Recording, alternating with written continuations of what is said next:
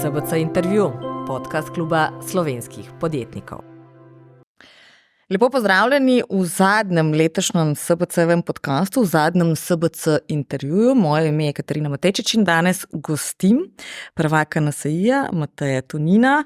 Najina tema pa pregled leta, kaj glavne afere, glavni plusi, glavni minusi in pa seveda, kaj nas čaka v letu 2024. Tako da dobrodošli in pozdravljeni v našem studiu. Ja, hvala za vabilo, nas ištejem veliko čas, da vam midva delala pregled leta, to je super stvar. Ampak bova delala tako, malo politično, malo gospodarsko, da ne bova zdaj lih samo v politične malo vode. mešano na žaru. Ja, točno tako. Tako da, kaj bi rekla, kakšen priokus pušča to letošnje leto?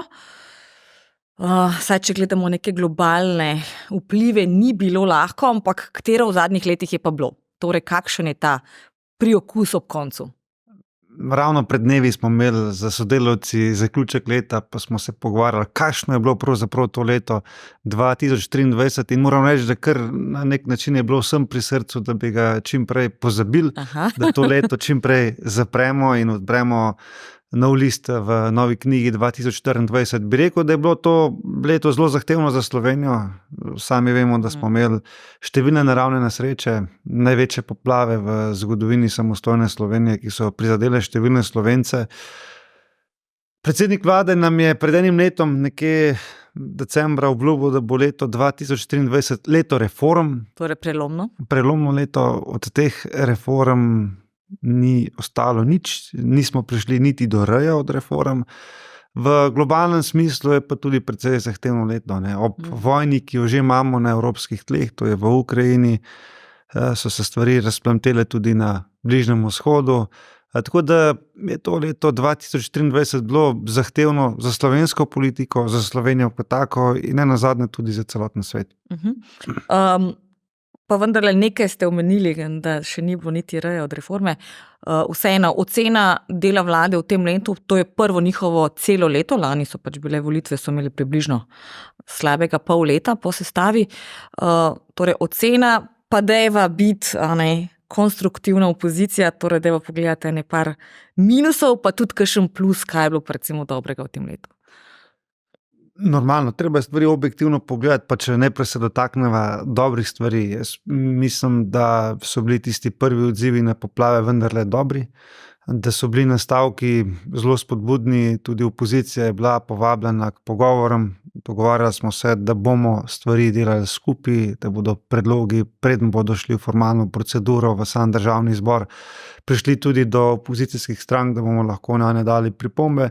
Zdaj, bolj kot smo se oddaljevali od teh poplav, manj je bila opozicija vključena. Drugač pa na splošnem pa bi lahko rekel, da vlada ni najbolj blestela in da to se na nek način kaže tudi v odzivu ljudi, v javnomnenjskih raziskavah, nenazadnje tudi v poročanju vaših kolegov in to ima vsekakor podlago tudi v tem, da je bil v konceptualnem smislu na vse probleme odziv vlade dvigovanje davkov. Mi smo v zadnjem obdobju dobili kar nekaj novih davkov v zelo stresnih ali pa zapletenih okoliščinah, pa nikoli ni dobro, da gospodarstvo dodatno zateguješ vrat takrat, ko je že tako zaradi globalnih razmer ali pa zaradi domačih naravnih nesreč pod pritiskom. Delo vlade je vsekakor zaznamovalo tudi to, da so odšli številni ministri, enega še vedno nimamo. Je to za to prvo obdobje običajno ali je bilo to mogoče celo malo več, kakor je bilo do zdaj teh nekih sprememb? In tudi vaša ocena, kakšni so te, ki so prišli za prvotno izbrano ekipo, ki je bila menda preverjena po vseh možnih Galupovih in ne vem kakšnih testih? No, če kaj, potem se je v tem letu pokazalo tudi to, da le čevlje sodi naj kopitar, kar pomeni, da eno je gospodarstvo, drugo je pa politika. Čeprav se morda na prvi pogled zdi, da sta stvari medsebojno zelo podobni in da če si uspešen menedžer, če uspešno vodiš neko podjetje, da je to garant, da boš na drugi strani tudi uspešen predsednik vlade. Jaz mislim, da ta vlada, pa tudi ta predsednik vlade je dokaz tega, da je te občutke ali pa te vtise razblinil. Ker je vendarle, ko vodiš neko gospodarsko družbo, si glavni. Kar rečeš, se naredi. če se ne naredi, zamenjaš in najameš druge ljudi. Skratka, stvari tečejo v smeri, ki si se jo zamislil. V politiki so pa stvari mnogo bolj kompleksne. Tukaj je pa demokracija, kar pomeni, da za vsako stvar, ki se jo zamisliš, jo moraš tudi izpeljati in potrditi v parlamentu, ker je potrebno veliko spretnosti in dogovora, da za to dobiš ustrezno večino, da so tudi zakoni smiselno pripravljeni. Ne. Mi smo v tem letu dobili celo vrsto nesmiselnih zakonov, ravno danes ponovno obravnavamo to slavno štempljanje, ker je recimo bil odziv na to, ker dejansko obstajajo tudi kršitelji, ampak zaradi tega, ker je peščica kršiteljev. Na koncu so se skazali samo 3, niti prvi seznam 25 ni bil pravi. Ne? Drži, ne. Zaradi peščice kršiteljev zdaj nastrada celotno slovensko gospodarstvo. To so pač napačne poteze, na nek način so posledica novih obrazov, ne nazadnje predsednik vlade sam potrdil v ponedeljek, da se še vedno uči, da je storil veliko napak in zato je tudi politika neka vrste obrt. In da morda se bomo tudi v Sloveniji naučili, da morda ta pristop, da se na vsakih volitvah stavi na nov obraz, morda ni prava rešitev. Morda je treba v okviru tistih političnih strank, ki so že daljše obdobje prisotne v prostoru, ki ima nek track record, ki jih lahko tudi potegneš za rokav v tem smislu, kaj ste pa delali v preteklosti, že veš, kako so se stvari dogajale, kakšne so njihovi zmogljivosti, kaj lahko naredijo in česa ne morejo, da je morda treba tudi v tem smislu malo volilno taktiko spremeniti. Čeprav on čisto obraz seveda ni, ne? V končni fazi je bil dolgo nazaj državni sekretar, pa potem je bil znotraj Jankovićeve liste, tako da lih čisto popolnoma na obraz na političnem parketu ni, je pa prvič v tako pomembni vlogi, kot je zdaj. Ne? Tako da, torej vaša ocena teh novih ministrov so to zelo pomembni resori, torej Ministrstvo za zdravje, Ministrstvo za javno upravo, kjer so sicer včeraj zaprli en mali del pogajanj, čaka pa jih še ta glavni del.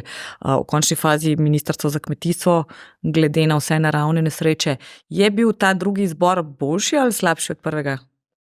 Morda, če ne prerečem, glede ministrskih dolžnosti, sam sem jih tudi upravljal v prejšnji vladi, pa bi rekel tako, ne.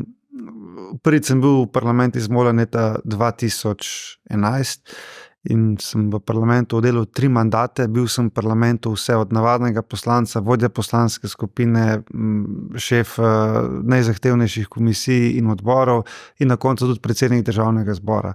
Ker že človek misli, da kaj pa lahko še več, že vse znam, že vse vem, ampak potem, ko pa preizkušaš neko novo dimenzijo v vladi, je pa to čist nov svet in vidiš, da so to čist drugačne stvari, da so izjemno zahtevne.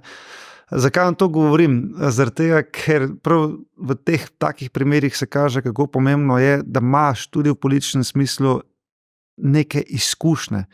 Da ni nujno, da je najboljši strokovnjak, profesor, najboljši minister. Imate lahko ministra brez nekih ustreznih šol, ki je politično zelo vešč, pa bo uspešen minister.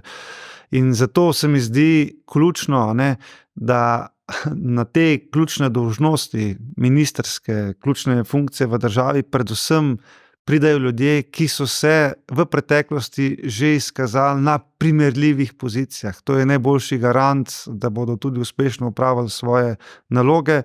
Jaz ne želim zdaj vnaprej obsojati, kako bodo te novi ministri svoje delo opravili. Jaz jim želim, da dobro, ker nazadnje, če bodo oni dobro delali, bo šlo dobro tudi za vse nas, bo dobro za vse nas, bo dobro tudi za Slovenijo.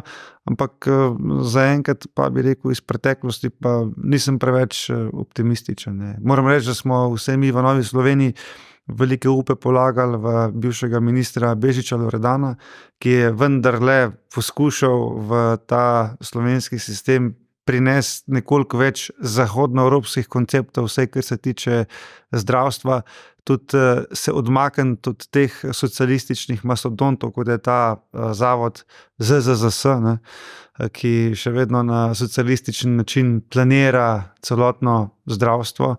In potem imamo primere, da tisti, ki so pridni, so v minusu, tisti, ki so pa manj pridni, so pa v plusu, ker je zgrešeno z celotno logiko v zdravstvu, ampak te stvari so se poskušale na nek način spremeniti, poskušalo se tudi bolj digitalizirati slovensko zdravstvo, pa se je ta poskus klavrno končal.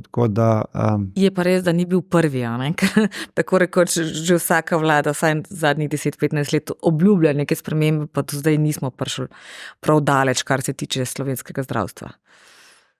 Drži, je bil pa, vsaj po mojem vedenju, prvi, ki je prišel s konkretnim predlogom, kako bi reformirali Zavod za zdravstveno zavarovanje Republike Slovenije, ta slavni ZZZS, kako bi spremenili to skupščinsko upravljanje, ker imate 45 ljudi v skupščini tega zavoda, kjer so vsi pa nobeden odgovoren in je težko neko resno organizacijo na takšen način peljati, da bi vendarle prišli na bolj moderne pristope upravljanja, ker bi bila tudi odgovornost bolj jasna, ker se mi zdi ključno, če hočemo imeti tudi boljše rezultate, ampak so tukaj interesi tako siloviti, da je stvar zelo hitro propadla, tudi minister je sam od tega odstopil, od tega začetnega entuziazma, da se bo ta ZZZS končno reformiral. Očitno so milijarde, s katerimi se upravlja, preveč mamljive, da bi to dopustili. Ampak to, kar ste rekli, da se velja tudi za vse bolnišnice, ne? Če člani nadzornih svetov odgovarjajo in imajo neko odgovornost, tisti, ki nadzirajo slovenske bolnišnice, so brez odgovornosti. Tako da je to nasplošno očitno v zdravstvu tako, ni samo ZZS problem. Absolutno, recimo, zanimivo je, ne, da smo se v zadnjem obdobju ali pa v zadnjih letih ves čas ukvarjali s tem, da je v zdravstvu premalo denarja in da zato ljudje ne morejo dostopati do zdravnika, ampak v zadnjih letih smo milijone in milijone vložili v slovensko zdravstvo. Ne nazadnje, mislim, da je bila narejena neka primerjava, da če primerjamo z letom 2018 pa z letom 2022, v teh 4 letih je bilo zbranega dodatna milijarda evrov, ne milijon, milijarda evrov, ampak zaradi tega dostopnost do slovenskega zdravstva ni bila boljša. In jaz sem bil vesel tega razgovora, ki ga je imela opozicija pa predsednik vlade v ponedeljek, da je celo predsednik vlade sam priznal, da očitno smo prišli do točke, da skupaj ugotavljamo, da ni problem v denarju, ampak v razporejanju denarja. V upravljanju slovenskega zdravstvenega sistema. Mi v Novi Sloveniji smo dali en predlog in sicer, da dajmo testno, se moderno sliši, pilotno, eno bolnišnico v Sloveniji upravljati na čisto drugačen način, v smislu gospodarskih družb, kar pomeni, da ima direktor več manevrskih možnosti pri določanju osebnih dohodkov zaposlenih, da ima več pristojnosti, seveda z večjimi pristojnosti pride tudi več odgovornosti, ampak kljub vsemu, da damo mnogo večjo fleksibilnost direktorjem zdravstvenih domov, zaradi tega, da potem seveda lahko dosežejo tudi boljše rezultate. Ampak nekako se ne premaknemo iz te mrtve točke in se z vsako ceno vztraja na tem državnem planskem sistemu, ampak je pa vedno slabši. Ne? Je tle problem politika ali je problem druga stran? Ravno danes sem brala, da so Hrvati v zadnjem letu uspeli skrajšati čakalne dobe in sicer je očitno zalegla grožnja njihovega ministra, da dokler se ne skrajšajo čakalne dobe, ne bo smelo biti teh tako imenovanih dvoživk oziroma bodo dobili bistveno manj dovoljenj za delanje v drugih institucijah. Torej morajo najprej poskrbeti, da se čakalne vrste skrajšajo, potem pa lahko delajo še pri 5 ali pa 10 zasebnikih. Pri nas nekako nismo uspeli priti do tja.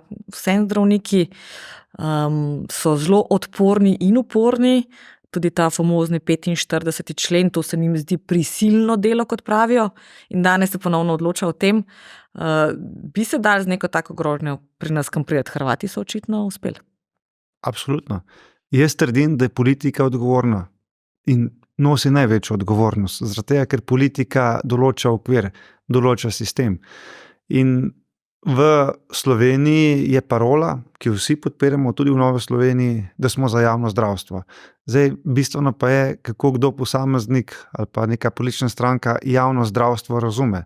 Mi v Novi Sloveniji javno zdravstvo razumemo na način, da midva od svojih plač plačujeva neko zavarovanje za najino zdravstveno varstvo, potem, ko zboliva ali ima zdravstvene težave, greva lahko komurkoli, odvisno od najinih želja, da to zdravljenje opravi in zavarovalnica, kjer To sva plača. zavarovana, to plača.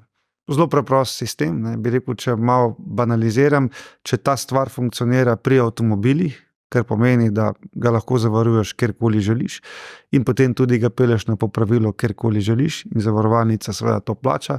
Ne vidim razloga, zakaj ne bi mogli tega principa, ki velja v zahodnoevropskih državah, uveljaviti tudi v Sloveniji. Torej, mi zagovarjamo vsem dostopno javno zdravstvo in jaz javno zdravstvo razumem tako, da zdravljenje plača zavarovalnica, ne pa jaz iz svojega žepa. Se pravi, jaz vsak mesec pri svoji plači nekaj plačujem, zato da takrat, ko bom potreboval, bo ta zavarovalnica ali ta zavod plačal za mene. Tako jaz razumem javno zdravstvo. Na drugi strani, leva politična opcija, bi rekel zlasti levica, ga pa to razume, da je to mogoče samo v obliki državnega. Sistem, ja. To smo Tako. zadnjič v podcastu o zdravstvu ravno govorili, ne? Da je razlika med javnim zdravstvom in med državnim zdravstvom. Ja. Ne? Javno tukaj- pomeni, da je iz javnih sredstev, državno pomeni, da je Tako. država lastnika. Ne? Tako. To je ta glavna In razlika. tukaj mislim, da se dela največja napaka, ker se ubije vso iniciativnost, vso inovativnost, ker se ustraja za vsako ceno na tem državnem mastodonu, ki se je izkazal zdaj po svoji neučinkovitosti. Zdaj, mene kot državljana ali pa kot bolnika zanima samo ena stvar. Zdravnik, kateremu grem, da ima potrdilo oziroma licenco zdravniške zbornice, da je on usposobljen, da upravlja te zdravniške storitve. Mi je pa popolnoma vseeno, a je on tam kot SP, a je v državnem zavodu, a je privatnem zavodu, skratka, v kakšni delovno-pravnem razmerju ta zdravnik je, mene ne zanima. Važno, da priješ na vrsto in da plača to zavarovalnica. Ja, to je ključna poanta, ki jo želimo mi povedati. In je težko prodreti. Ne. Včeraj sem poslušal vašega kolega Markeža, ne, češ, da te ideje, ki jih mi spodbujamo in govorimo, da to so absolutno bogokletne ideje, ki bodo upropastile vse. Jaz se s tem enostavno ne morem strinjati. Ne. To, kar mi v Novi Sloveniji govorimo, hočemo koncepte, ki jih imajo v Avstriji, če hočete v Švici in v Nemčiji, prenesti tudi na slovenska tla. In da koncepti, ki so veljali v Jugoslaviji, ki jih imajo danes v Venezueli ali pa na Kubi, enostavno ne funkcionirajo. Ena od, lahko bi rekli, tudi afer, ki je vsekakor zaznamovala letošnje leto, sploh pa zdaj, to drugo polovico, je afera Bobnar, ki se je začela takoj po odstopu takrat še ministrice in potem se z vsemi temi pričanji razplamtela. Kako vi vidite vse skupaj in tudi glede na to, da se dve komisiji ukvarjata s tem primerom, eno vodi prav NSI, pri ta drugi je prišlo do vpogleda direktorja Sove v pričanja. Bo to sploh prišlo do nekega zaključka, nekega izplena, da bomo vedeli, a je zdaj dejansko šlo do predstavitve aretacije ruskih vohunov, je premier vplival in pretirano se vpletal v delovanje in kadrovanje policije. Bo nek epilog vsega tega? Tukaj gre za dve zgodbi, ki sta pa seveda medsebojno povezani. Prvo vprašanje je, ali je predsednik vlade preko svojih pooblastil vplival na kadrovanje in delovanje policije.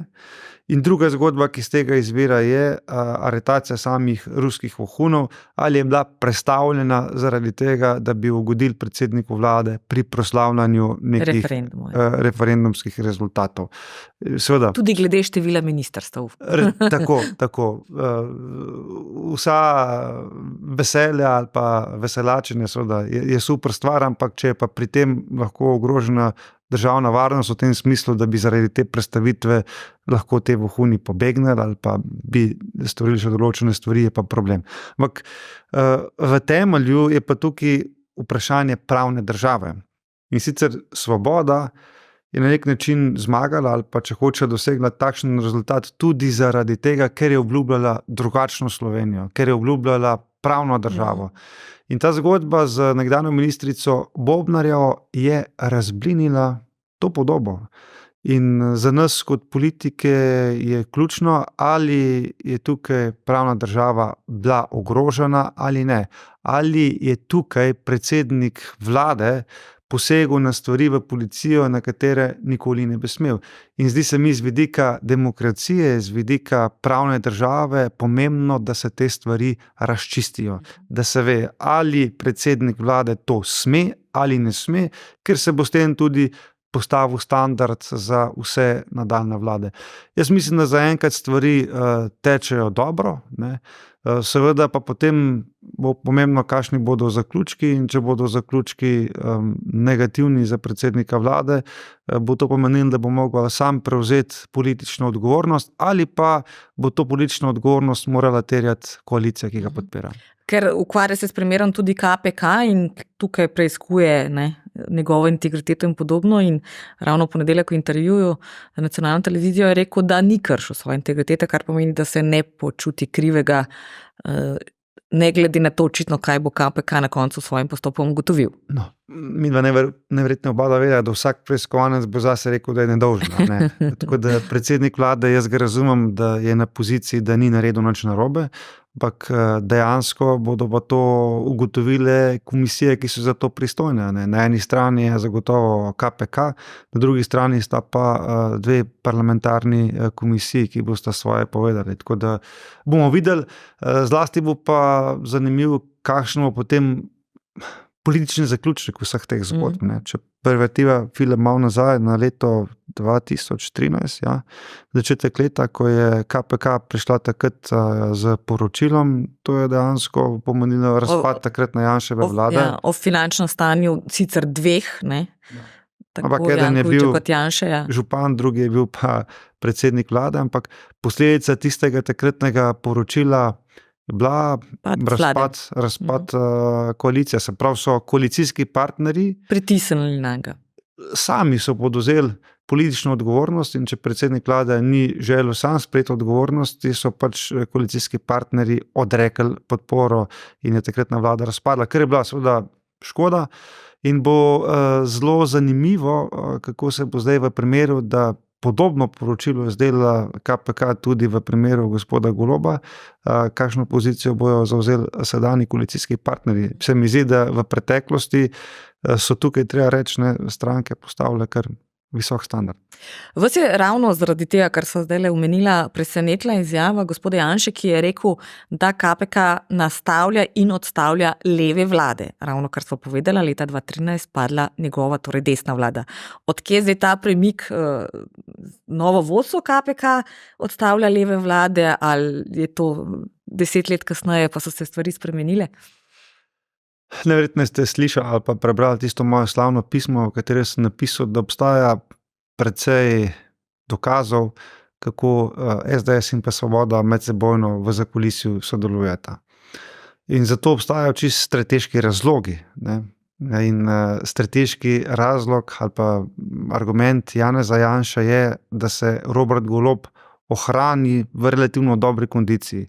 To pomeni v odstotkih tam nekje 15 do 20%, ker če se bo Roberta Goloba sesulo do dna, potem pomeni, da bo leva stran zagotovo oblikovala nov obraz, in ta nov obraz bo spet v dobri štartni poziciji, da zmaga moje volitve. Tako da ohranitev Roberta Goloba je tudi v interesu Janeza Janše, zato da bo lahko po njegovo naslednje volitve zmagal.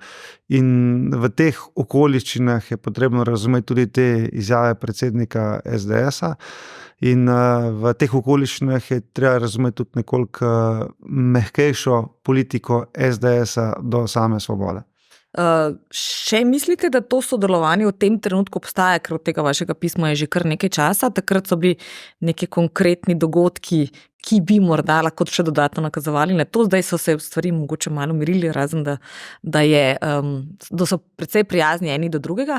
Še vedno verjamete v to sodelovanje, torej da je to neko dolgoročnejša zadeva, ali da se bolj nekako najdejo skupaj na tistih stičnih točkah, ki so koristne obem stranem? Jaz mislim, da tukaj predvsem ključno več skupni interesi. Preko določeni skupni sovražniki ali pa skupni interes je tista stvar, ki jih napeljuje k temu, da v zakulisju pri določenih temah sodelujete. Recimo, eden izmed takih zelo vidnih stvari je bilo, ne, da je šla Svoboda v menjavo predsednice preiskovalne komisije, ki je preiskovala financiranje SDS-a v času, ko je bilo objavljeno prvo vmesno poročilo. Vi kot izkušena novinarka veste, da... Pa tudi obe poznamo, ne? Ja, Tako da, mislim, in prejšnjo in zdajšnjo predsednico. No, ampak vi sami veste, da v trenutku, ko neko poročilo pride na plan, da v tistem trenutku menjati predsednika na nek način ubiješ ključno sporočilo. Se pravi, namesto da bi se vsi ukvarjali z vsebino samega sporočila, se ukvarjajo z kadrovskimi menjavami v sami komisiji in to seveda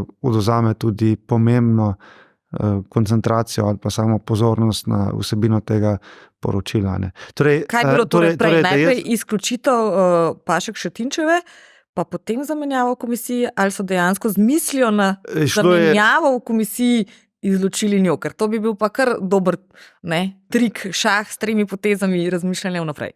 Najprej šlo za izključitev, potem pa tudi za odstavitev z mesta predsednice. Torej niso jo izključili zato, da bi jo zamenjali. Lejte, ne bom drznil špekulirati toliko daleč, ampak seveda vrstni red je pa jasen. Najprej je bila izključena, potem je bila pa še razrešena z mesta predsednice komisije. Ampak še enkrat, ne, ker ko odkrivaš neprijetne stvari, te natovčejo po glavi, da ne govoriš resnico, da haluciniraš in podobne neumnosti. Ne. Jaz ne trdim, da bo jutri nastala velika koalicija med SDS-om in Svobodo. Trdim pa, da za različnimi aktivnosti v zakulisju Državnega zbora, s posameznimi izjavami, z agresivnostjo delovanja posameznih strank ali pa z nekoliko mehkejšim delovanjem posamezne stranke, ki ni tipična za njih, je jasna stvar, da pač tukaj obstaja zakulisno sodelovanje, ki pa je predvsem interesno strateškega namena. In eno to zakulisno dogajanje, ki mu še nismo prišli povsem do dna, je tudi domnevna želja po zamenjavi predsednice Državnega zbora.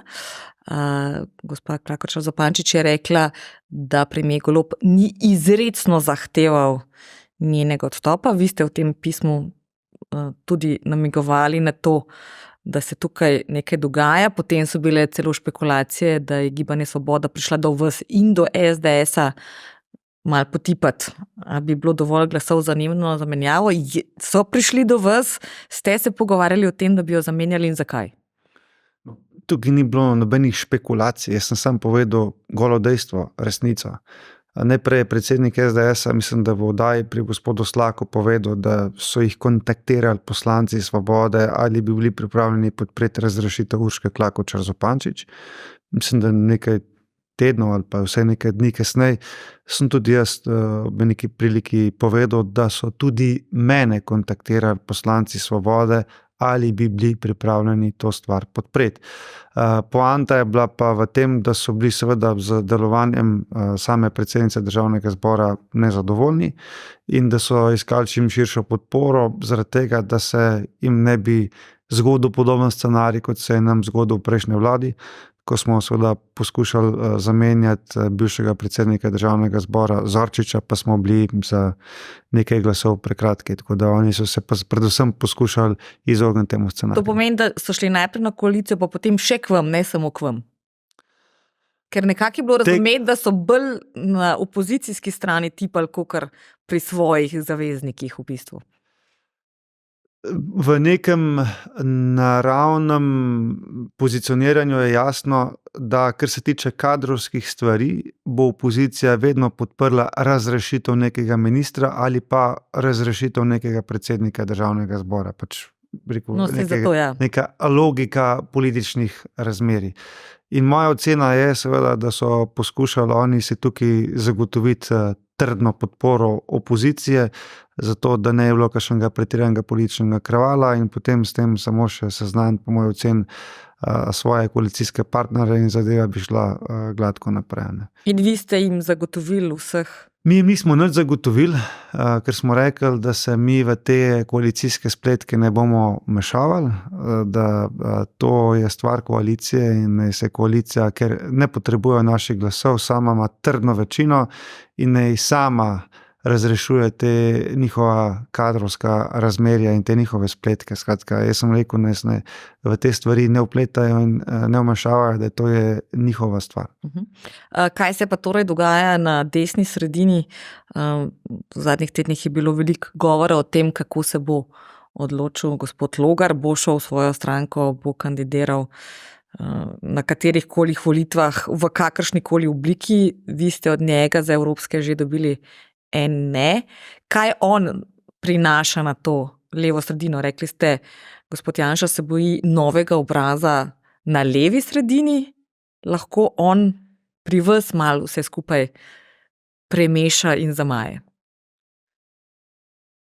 Mislim, da moram najprej povedati bistveno, ne? To pa je, da mi si žal še enega mandata vlade v sedanji obliki ne moramo privoščiti. Zaradi Slovenije, zaradi gospodarstva, zaradi doseganja ciljev, ki smo si jih postavili v preteklosti.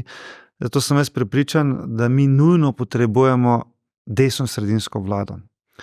Desno-sredinsko vlado bomo pa imeli, če bojo ljudje imeli neko zaupanje, da ta vlada ne bo dražila ljudi, da jih ne bo nervirala, ampak da se bo zgolj izkazala svojo učinkovitostjo, ker desno-sredinske vlade slovijo po tem, da so učinkovite in da znajo stvari narediti.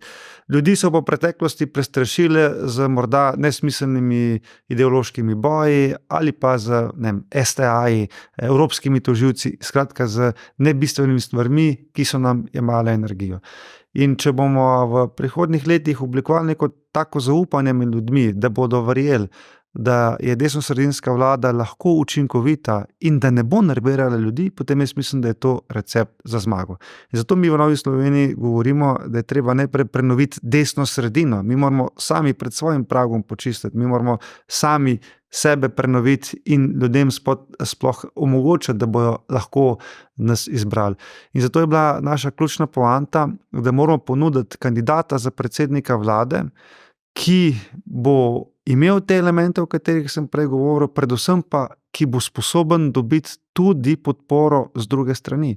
Ker če mi pogledamo 30-letno zgodovino Slovenije, potem ugotovimo, da smo imeli doslej 5 desnosredinskih vlad. Peterletova, Bajukova in 3 Janševe.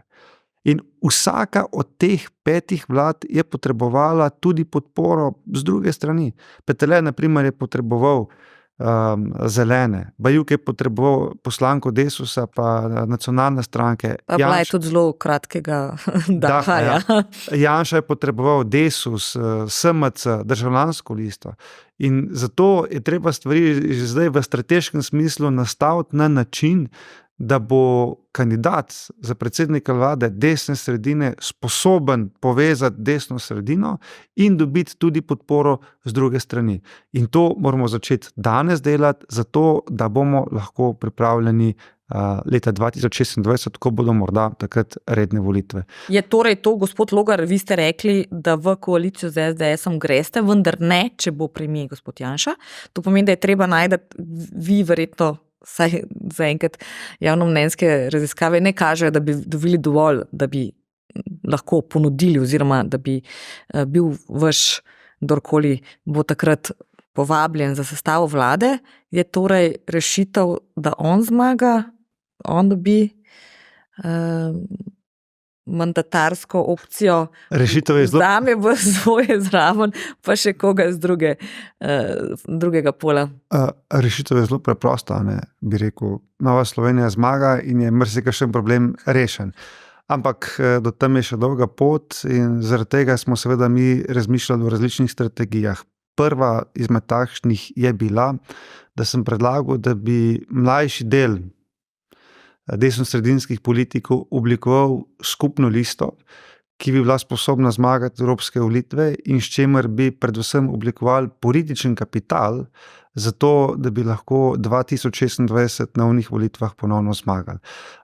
Tukaj bi rekel, leva stran prosperira ali je uspešna za politiko novih obrazov.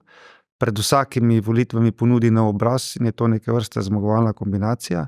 Mi na desni strani pa trdim, da moramo priti pa z novimi političnimi produkti.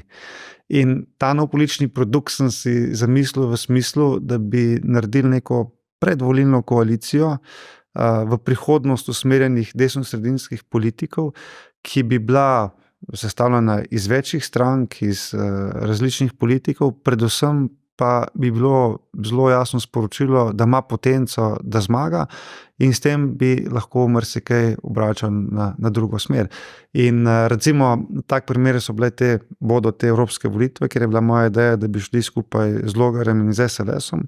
Ankete so kazale, da bi takšna lista bila v resni igri za zmago in to je bil spet nov politični kapital za naslednje volitve.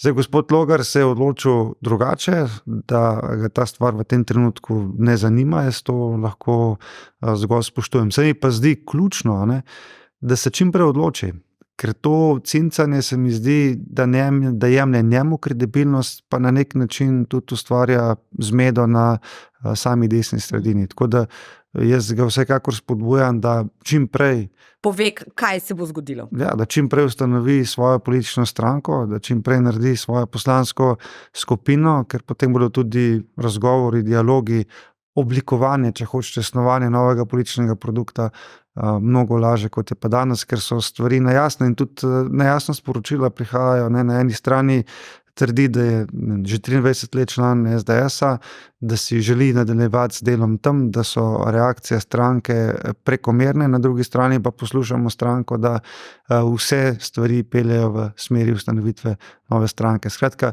v korist desno sredine bi vsekakor bilo, da bi se te dileme čim prej razčistile. Omenila sva že javnomnenjske raziskave, vladi absolutno podpora in tudi ocena dela vlade pada, Gibanje Svobode izgublja, tudi v zadnjih 3 mesecih, ponedeljek prije sicer nova Mediana ven, ampak torej september, oktober, november, vsak mesec ste izgubili nekaj manj kot 1% točko, slabo točko. Je to tudi posledica vseh afer, ki so se zgodile od poletja pa do jeseni? Začelo se je najprej s tistim New Yorkom, pa potem z razpisom za nevladne organizacije, pa potem so bili še računalniki na Ministrstvu za digitalizacijo, potem pa je bilo malo premika na drugo stran in afera Dars. Je bilo to malo boja za pozornost in obračunavanje in posledično torej te levi strani in vam pada podpora, je to povezano? Kar se tiče po moje Svobode, je razlog, zakaj jim pada, ker enostavno niso uresničili tistega, kar so obljubljali. Tako da na eni strani so bila velika pričakovanja, rezultatov ni bilo, logično veliko razočaranje in tukaj je posledica tega. Da pa so nas dobro natolkali v tej drugi polovici leta, pa vsekakor drži, imate prav, v tej jeseni se je v nas zmetalo ogromno blata, neupravičeno, in so se nas te stvari tudi na nek način dotaknile, ker nazadnje naši volivci so občutljivi na tovrstne škandale in obtožbe, tako da vsekakor se to tudi v javnomnenjski podpori pozna.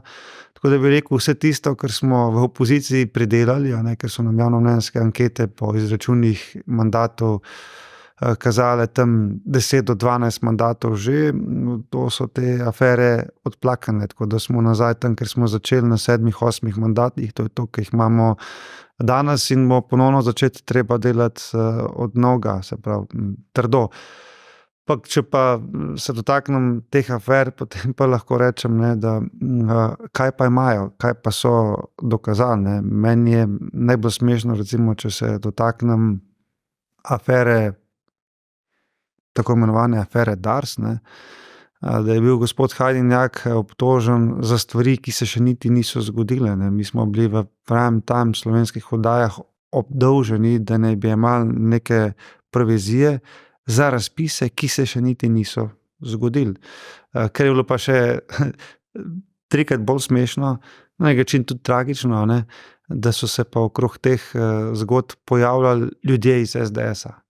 In je skrajno nenavadno, da bi ljudje iz SDS-a zbirali donacije za Novo Slovenijo. Tako da Se mi zdi, da je šlo tukaj za usklajeno igro dveh največjih strank.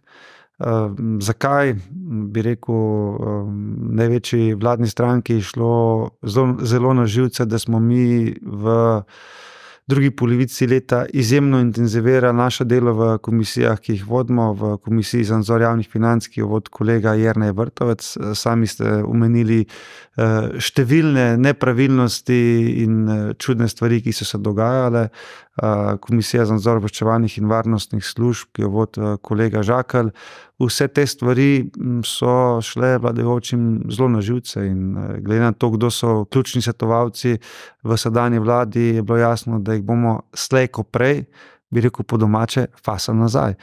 In to se je tudi zgodilo. Naši, bi rekel, kolegi v opoziciji pa niso mogli nikoli preboleti, kako je to možno, da so kadri Nove Slovenije tudi po menjavi oblasti ostali na pozicijah. Odgovor je zelo preprost, zaradi tega, ker so bili kvalitetni in sposobni. In danes v skladu z korporativnim pravom je težko kar nekoga razrešiti, ker nimaš nič proti njemu. Torej lahko zagotovite, da nič od tistega denarja, saj ki smo ga videli na posnetku, ni nikoli prišlo do kadrov NSi-ja na Darsu oziroma do zaupnikov gospoda Hajdinjaka na Darsu, ne glede na politično pripadnost. 100% lahko te stvari zagotovim. Recimo pri gospodu Snežiču, zakaj ta stvar prišla v javnost?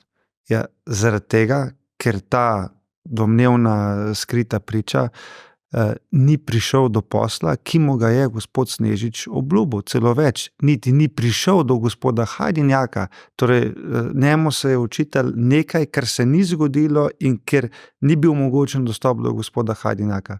Pri drugem gospodu, temu Bedenčiču, kako se že reče, ki je nekdanji občinski svetnik SDS-a, ta razpis se pa niti še zgodil ni.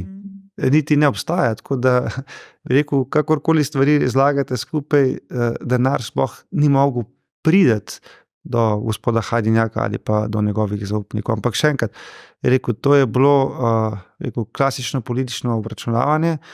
Če te ne moramo uničiti z vsebino, bomo pa vate zmetali kupe plata, ki se mu reče obtožbe korupcije, in potem veste, kako ljudje rečejo, ne. Če se nekaj govori, kaj je pa že res, ne? Kaj pa, če je kaj res, ne? Skratka, ustvari se nek kanček dvoma, nezaupanja in to se je tudi odrazilo potem v teh anketah v zadnjih mesecih. Torej v zadnjih mesecih smo imeli precej več afer in precej malo reform. Bo v letu 2024 drugače? Včeraj se je dosegel nek delni dogovor z javnim sektorjem glede usklajevanja plač z inflacijo, pa glede izplačila regresa. Treba je pa večji del še vedno uskladiti in dogovoriti. Obljubljajo pokojninsko reformo, ki jo v bistvu moramo sprejeti do konca prihodnjega leta, ker smo obljubili Bruslju. Minister za finance je obljubil, da nekaj od davčne reforme tudi da bo. Zdravstvena so jo tudi obljubili, bo torej leto 2024 bolj reformno in manj zaznamovano z aferami.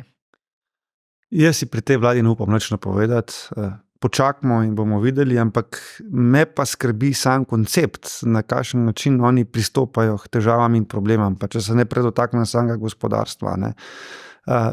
Prvi odziv je, zvišajmo davke, pa smo dobili višji davek na dobiček, pa smo dobili davek pri bankah na bilančne vsote, pa zdaj bo treba plačevati 1% in delavci in delodajalci za dolgotrajno oskrbo. To je sicer 2025, ampak ja. Bo prišel davek. Potem imamo ta nov davek, o katerem se tudi danes razpravlja v parlamentu, obvezno zdravstveno zavarovanje. Nekdanje dopolnilno zdravstveno zavarovanje. Skratka, včeraj je finančni minister govoril o novih trošarinah na sladke pijače. Zaenkrat je samo na alkohol dvignjeno in na tobak, medtem ko sladke pijače so še pod vprašanjem. Ampak hočem reči, koncept je, da bomo proračun polnili z tem, da bomo dvigovali davke. Meni in Novi Sloveniji se to zdi popolnoma napačen koncept. Mi bi vendarle radi prodrli z idejo, da z razumnimi davki lahko pobereš mnogo več in zato obstajajo dokazi. Recimo, če pogledate V času naše vlade se je davčno breme počasi zniževalo. Proračunski prihodki so se pa povečevali. Če pogledate leto recimo 2022, so bili v zgodovini rekordni proračunski prilivi preko prispevkov in davkov. 21 milijard smo na primer razbrali. To je za 10% več, kot je bilo leta 2021. Če pa to primerjamo z predcovidnim letom 2019, je pa to 20% več. Je bilo pa res, da to leto trošenja, potem ko smo bili 2 leti bolj ali manj zaprti, ne? Je bilo to neko tako leto, ko so ljudje začeli kupovati, potovati. Podjetja so imela veliko denarja, so začela vlagati. Ne? Ampak prav to je poanta. Ključno je, da bomo prišli do večjih proračunskih prihodkov, če bodo ljudje bolj trošili in če bo lahko gospodarstvo bolj delalo.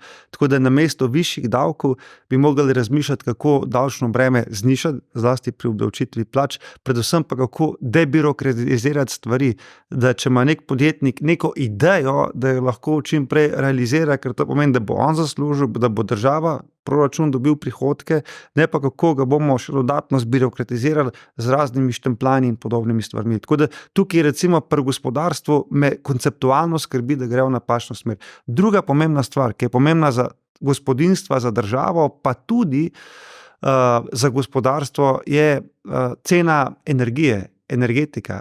Od predsednika vlade smo vsi pričakovali, da je neke vrste wunderkind na področju energetike, in da bo tukaj stvar tekla normalno, ampak glejte, totalna zmeda. Se pravi, najprej je bilo, torej, za začetek rečem, jasno je, da bomo nek normalen zeleni prehod lahko dosegli samo z jedrsko energijo. In naša vlada, pa naš minister Vrtovec je zelo pospeševal izgradnjo drugega bloka jedrske elektrarne. Zdaj ta vlada je to ustavila. Kljub temu, da imamo postavljen rok 2033, da bomo zaprli termoelektrarno Šoštanj, ker nam zagotavlja tretjino naših energetskih potreb. Potem smo dobili lobističen zakon, ki zelo pospešuje postavljanje sončnih panelov vse povsod. Spodbujano je bilo, da kupujte električne avtomobile, boste dobili subvencije, vgrajujte si toplotne črpalke. Potem zdaj dobimo napoved novih omrežnin, ki bojo vse te, ki so to naredili, predvsej udarili po žepu. Potem pa damo še dodatek, da se pa še napoveduje nov energetski zakon, ki pravi, da pa plina ne boste smeli več kuriti, tudi na drva, da se bojo stvari zelo omejile. Skratka, brez nekega koncepta, kaj bi mi pravzaprav radi, kako bomo zagotovili stabilen vir energije in za preživetje gospodarstva v nekem konkurenčnem globalnem svetu je to ključna stvar. Zlasti, če vi primerjate cene energije v Evropi, Ameriki in Kitajski, v Evropi so bile povprečne cene v letošnjem letu za gospodarstvo tam 250 evrov na megavatno uro, v Ameriki 120, na Kitajskem 80. Mi bomo težko tekmovali s svetom, če ne bomo zagotovili si dostojnih virov, pa predvsem cenovno dostopnih virov energije. In tukaj bi jaz pričakoval več jasnosti, kar se tiče same energije, da to zmedo malo razkadimo in da vemo, kaj si Slovenija na področju energetiki sploh želi. In potem prideva do zdravstva, ki je bilo na začetku mandata rečeno, da je to ključna reforma, ključna stvar, na kateri vlada pade ali ostane. Ampak, če se bo še naprej mukoma za vsako ceno vztrajali na državnem zdravstvu, potem je meni jasno, da nekih velikih sprememb ne bo. Tako da jaz bi si želel, da bi to leto 2024 predvsem bilo leto, kjer bi mi naše vizije, naše želje, cilje, koncepte izkristalizirali, da bi iz te zmede na področju gospodarstva, iz zmede na področju energetike pa zdravstva prišli vsej do jasnih ciljev, kaj si želimo, ker če vemo, kaj je naš cilj, potem tudi vemo, kje je naša pot. Ampak rekli ste, da nižja obdavčitev pomeni več prihodkov in podobno. Ko gledam različne odbore ob sprejemanju zakonodaje, vse strani zelo redko s kakšnimi pametnimi izračuni pridejo tja na odbor, da bi vi rekli, ne vem, če so najemnine obdavčene po 15%, bodo prilivi taki, ker pač se ljudem ne bo dalo goljufati in bodo prijavljali, če pa bodo 25% obdavčene, pa bo upad, kar vidimo, da v bistvu je toliko več sive ekonomije, neprijavljene goljufanja. Zakaj se nikoli ne pride na odbore oziroma na vse te, ali pa tudi pol na plenarko s konkretnimi izračuni in številkami? Znižanje obdavčitve plač nam pomeni, ne vem, toliko in toliko milijonov več. Ne? Ta včerajšnji dogovor glede usklajevanja je rekel minister 160 milijonov. Zakaj ne pridete z nekimi zelo, zelo konkretnimi izračuni, kaj to pomeni v minus za nas? Mi pridemo z konkretnimi izračuni, kolikor le lahko, a ne? Morate pa razumeti, da recimo neka opozicijska stranka, ki ima omejeno število stafarjev, predvsem pa tudi omejen dostop do nekaterih ključnih podatkov, težko postreže s tako natančnimi podatki, kot na primer neko ministrstvo za finance, ki ima vse podatke, s katerimi lahko razpolaga, ne. Tako da tukaj bi jaz pričakoval na drugi strani od ministrstva za finance, da nas oni soočajo, da rečejo, poglejte, vaši opozicijski predlogi nas bodo pa stali toliko, ali pa to pomeni toliko. Šele potem se mi lahko res verodostojno pogovarjamo o konceptih. Ampak ni velikega interesa pa zato, ker bi rekel, so številke na naši strani in potem to sesuje njihov koncept. Prej sem vam govoril, ne bom nikoli pozabil sedanjega ministra za delo Luka Mesca, ko je bil še v opoziciji, ko je rekel, da bo tista reforma, drugačna dohodninska lestvica, ki smo sprejeli zakon o dohodnini, da bo to razsula javne finance, da to pomeni 800 milijonov kaosa, ne vem česa še vsega. A bežte, teh 800 milijonov je bil problem, ampak teh 800 milijonov... Je pa res, da tako oni potem to ustavili, tako da ne bomo nikoli vedeli, če bi bilo res 800 milijonov. No, ampak hočem vam reči, teh 800 milijonov bi ostali v žepih vseh nas, v žepih ljudeh, državljank in državljanov. Ko je on prevzel dolžnosti, so pa z enim zamahom, z eno odločitvijo v pogajanjih z javnim sektorjem, dosegli to, da se bo 600 milijonov višji stroški vsako leto, ne to postopoma na nek način. No in vsekakor pa zanikajo tudi davčni prihodki in prilivi, ne. Mislim, da je jasno, da ljudje niso neumni. Ljudje, če bodo davki nerazumni, se bodo znajdali, se bodo davčno optimizirali, brez računa, skratka, že kako kreativno računovodstvo se bo prikazal nižji dobiček. Sistem mora biti dovolj enostaven in poceni, da se ne splača goljufati. Ko se splača goljufati, potem pač ljudje začnejo iskati to je ključna poanta. Tele. Omenili ste javni sektor, se nam lahko zgodi, da bomo vstopili v novo leto z valom stavk. Ne vem sicer zdaj, kaj točno pomeni ta včerajšnji dogovor za njihove napovedi, ampak recimo Fides je za 9. januarja napovedal, Svis je napovedal, sodniki grozijo za vložitvijo skupinske odškodninske tožbe plus z stavko. Se nam lahko zgodi, da januar bo v bistvu zelo mrtev mesec, ne samo zato, ker je januar, ampak zato, ker bo pol javnega sektorja stalo. Jaz mislim, da januarja še ne, ampak da pa bo leto 2024 tudi precej obremenjeno z temi pogajanji in pa z različnimi stavkami. Tako da jaz sem prepričan, da bomo v prihodnjem letu videli kar nekaj različnih stavk, kako intenzivne, kako globoke vode bo pa pokazal čas. Ne. Vsekakor bomo pa drugo leto videli najmanj ene volitve. Vi ste sicer na zadnjem kongresu rekli, da vsak dan s to vlado je izgubljen dan, ne? Kakšna je torej možnost za predčasne, po vašem mnenju, 50-50? Kam se gibljamo? Naš sistem je narejen tako, da zagotavlja precej stabilnosti vladi, ker je tudi prav, da demokracija zagotavlja neko robustnost in zato lahko po našem sistemu, po slovenskem sistemu pridemo do predčasnih volitev, če sta izpolnjena dva pogoja. Ne. Ta pogoj je, da bo predsednik vlade odstopil in da večina v parlamentu ne bo izvolila drugega predsednika vlade. Jaz mislim, da bo ta dva pogoja zelo težko doseči, kar pomeni, da sicer so teoretično možne predčasne volitve, so pa zelo malo verjetne. Jaz sem prepričan, da bomo mi spremljali to vlado kar do konca mandata. Zdaj, če bo KPK zelo zasolila to poročilo in da bo to omajalo sedanjega predsednika vlade, bo morda pod pritiski koalicije tudi prišlo do kakšnega alternativnega tehničnega mandatarja, da bo ta mandat odpeljal do konca, ampak jaz osebno ne pričakujem predčasnih volitev. So pa na drugi strani pa prav tako pomembne pa evropske volitve, veste, tudi na ravni Evrope se zdaj dogajajo zelo pomembne, kardinalne stvari in je ključno. Pričakujete premik v kakšno smer, recimo zdaj volitve na Nizozemskem, ne, so nekoliko presenetile, a ne? Jaz pričakujem premike, zato ker je Evropi kljub temu, da nam zagotavlja to varnost, pa bi rekel tudi to obdobje, ki ga imamo, pa vendarle je na številnih področjih spodletelo. Super, da imamo evro, super, da imamo delujoč Schengen, če bi le bil. Še malo pa bomo imeli digitalni evro. Tako.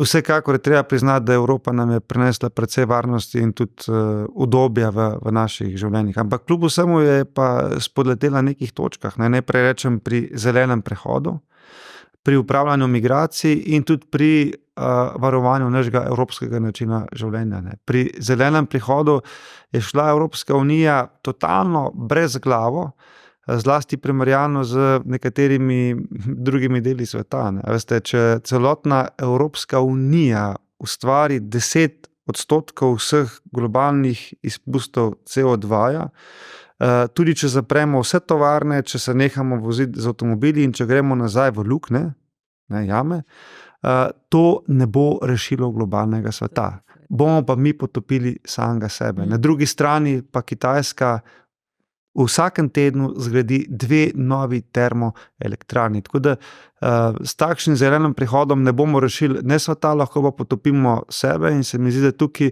mora predvsem Evropa iskati načine, kako zgraditi moderno tehnologijo, ki bo tudi preostalemu svetu pomagal k tem zelenem prehodu. Ker en mora vedno biti prvi, ker če vsi rečejo, da drugi ne, potem v bistvu ne.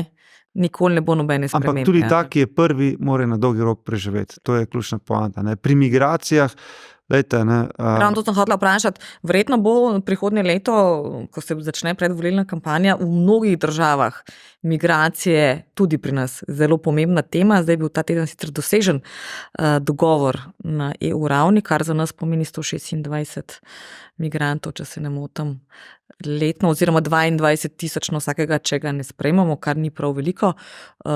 Bo ta dogovor malo omilil pritisk na Slovenijo in ali bo za to drugo leto ta tema malo manj predvolilna tema? Jaz sem prepričan, da bo migracija ena izmed najpomembnejših tem vse posod po Evropi, po vseh državah, ki bodo sodelovali na evropskih volitvah. To pa zato, ker so se tukaj zgodile hude napake. Ta zdaj dogovor, ki ga mora seveda potrditi še Evropski parlament, ne bo rešil problema. Ta dogovor rešuje samo prerazporeditve. Ta dogovor samo rešuje problem držav, ki so preobremenjene, da bodo imele možnost prerasporejati te migrante tudi drugam. To je edina stvar. Ne reši pa osnovnega bistva, to pa je, kako bolj učinkovito varovati naše meje, predvsem pa, kako preprečiti zlorabo azilnih postopkov. In problem, ki nastaja, je, naprimer, Švedska je bila na nek način v preteklosti sinonim za neko varnost in blaginjo. Danes si Švedi v glavnem mestu ne upajo več na ulice. Tam imate danes vojsko prisotno na ulicah, prav zaradi teh migrantskih tolp in se o teh stvarih pač ne upa govoriti. Ne boste verjeli, jaz imam sorodnike v Stuttgartu, zdaj je že 3. generacija, zdaj po drugi svetovni vojni so šli v Stuttgart in zdaj ta 3. generacija, ko so bili poleti na počitnicah tukaj, razpravlja o tem, da bi se vrnila nazaj v Slovenijo in jaz jih sprašujem, kaj se je pa zdaj zgodilo tako dramatičnega in so rekli, da se je kvaliteta življenja tako poslabšala, da ne moreš enostavno več iti normalno v mesto. In Evropi je spodletelo zato, ker nismo zelo jasno povedali v tej politični korektnosti, da če jaz prihajam v goste, sem se jaz dolžen prilagoditi vašim običajem in vašemu načinu življenja in ne obratno. In iz tega izhaja ogromno konfliktov in strokovnjaki so pa tukaj dali jasno rešitev. prvič varovanje zunanjih mej, to ni samo stvar držav, ki so na zunanjih mejah, ampak moramo vsi s svojimi silami pri teh stvarih participirati. Prenova azilnega postopka, ne, ki bo pomenil, da če si v eni državi zaprosil za azil, ti to onemogoča v drugih. Ne moreš zdaj imeti 10 prošenj. Tako da onemogočimo ta azilni turizem. In tretja zelo pomembna stvar je, ne, da ko se odloča o tvojem postopku, ali ti bo azil odobren in boš dobrodošel v Evropi ali ne, da ne moreš se prosto gibati, ampak ti je gibanje na nek način omejeno. S temi 3 ukrepi se stvari da zelo zajeziti. Na primer, demokratična... Potem bi verjetno mogel biti postopek tudi malo hitrejši, ne da imaš človeka na pol zaprtega tam mesece in mesece. Se razume. Prav, to mora potem biti... No, nasplošno ima Evropa v tem trenutku izziv, ker na eni strani imamo vojne, ki se kakor pomenijo toliko več beguncev, ki dejansko bežijo za svoje življenje, ogromno naravnih katastrof, sploh v nerazvitih delih sveta, kar seveda pomeni, da ljudje dejansko nimajo ne za jesti, ne čiste vode, ne nič, ne? Kar pomeni absolutno močen pritisk na Evropo, ki jo je lažje doseči, kot plavati nekam drugam. Hkrati pa se Evropa ravno tudi zaradi staranja prebivalstva srečuje z absolutnim pomanjkanjem delovne sile. Torej, kako to dvoje uravnotežiti, da dejansko dobimo ljudi, ki jih potrebujemo? Mislim, da ste odlično vrisali ključne izzive, ki Evropo čakajo v prihodnosti. In tudi zato bodo te evropske volitve 2024 toliko pomembne. In Evropa je pod silovitim pritiskom. Na eni strani ima vojno na svojih lastnih treh. Mi še vedno bijemo bitko v Ukrajini, kjer smo že vsi malo utrujeni. Vsi hočejo reči, dajmo to zaključiti, ne? Ampak si predstavljate, kakšno bi bilo to sporočilo Putinu. Ne? Se pravi, da če je dovolj vztrajen... Ki ima tudi nove volitve prihodnje leto. Ampak ne bojte se za njega. Ne? Nikakor. On se za volitev ne sekira, ima že dobljene, ampak hočem reči to, da sporočilo bi bilo napačno, če bi zdaj omagali, ker bi Putinu jasno povedal, da če bo dovolj vztrajen, če bo dovolj dolg časa nas utrujil, potem lahko tudi nazaj. Še kje druge, kaj je dovolj. Kaj je dovolj. Tu imam prvi problem, drugi problem, da vse te krize se dogajajo več ali manj v Afriki, na Bližnjem vzhodu in to je vse s čolni ali pa celo peš dosegljivo v Evropi, tako da bo pritisk na Evropo vsekakor silovit. Ne. Čez Atlantik v Ameriko je težko plavati. Ne. V Evropo preko Turčije po balkanski poti pa mnogo laže. Ampak kar nekaj kadrov pa dejansko rabimo. Ne. In zdaj delamo s Filipini dogovore, pa Hrvati imajo Šrilančane, pa Bangladeš, pa torej te poti in iskanje kadrov so se iz nekak bivše Jugoslavije razširali že kar daleč. Pa pride še do tega ključnega problema, to pa je starajoča Evropa. Pri starajoči Evropi je pa jasno, da bomo potrebovali delovno silo, ker mladih je čez dan manj. Tudi v Sloveniji se je življenjska doba v 30 letih podaljšala za 10 let, ker je super stvar. Tako da je to jasno, ampak ključno je pa sporočilo, da tisti, ki bo prišel k nam, naj se prilagodi našemu načinu življenja in naj dela, in naj mirno živi in ustvarja.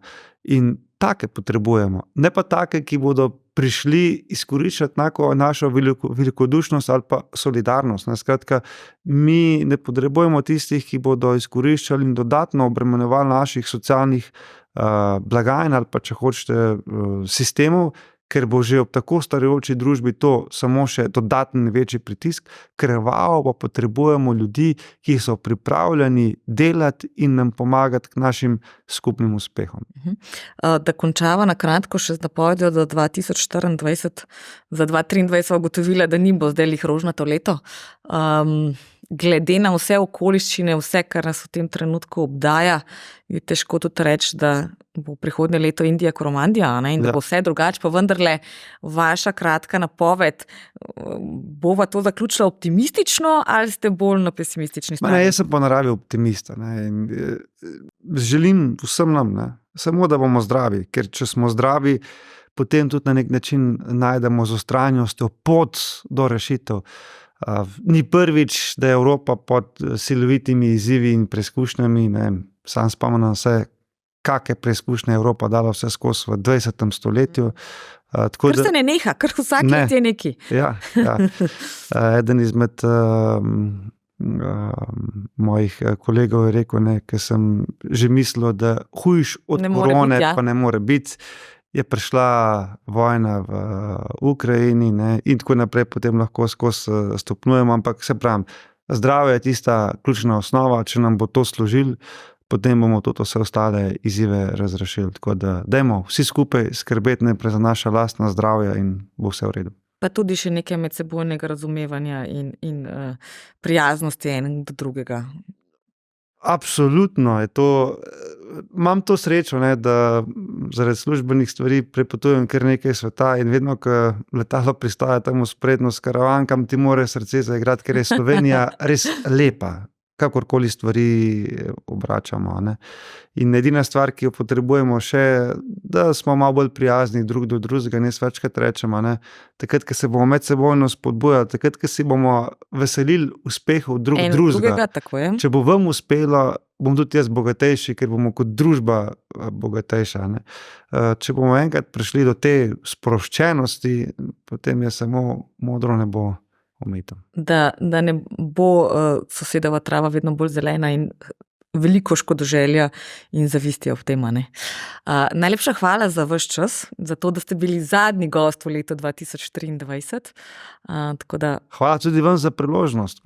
Mislim, da sva obdelala zanimive teme. Pa da sva recimo precej optimistično zaključila, da ne bomo zdaj telih zadnjih par dni črnogledi in pesimistični in polnih nekih skrbi že vnaprej slabo vstopilo novo leto.